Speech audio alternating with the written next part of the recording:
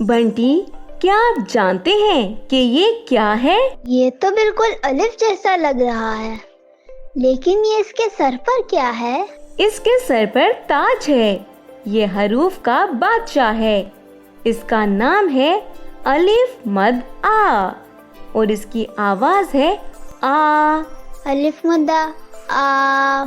ये हमेशा अल्फाज के शुरू में आता है, किसी भी लफ्ज के दरमियान या आखिर में बिल्कुल नहीं आता। चलो बंटी, आ से बनने वाले कुछ अल्फाज सीखते हैं।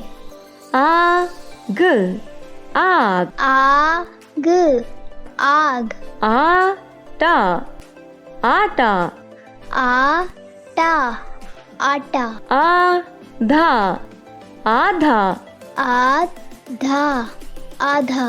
आगे, आगे। आगे, आगे। आम, आम। आज। आज। आप, आप। आठ। आठ। आ, आन। आन। आपा, आपा। आरा, आरा। आना, आना। आता, आता। आका, आका।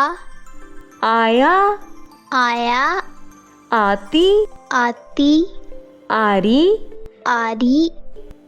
आड़ू, आड़ू। आधी, आधी। आते। आते। हाथी के आगे आपा है। हाथी के आगे आपा है। आगा आरी से काट रहा है। आगा आरी से काट रहा है। आज गोभी खाई है। आज गोभी खाई है। आप घोड़ा खोलो।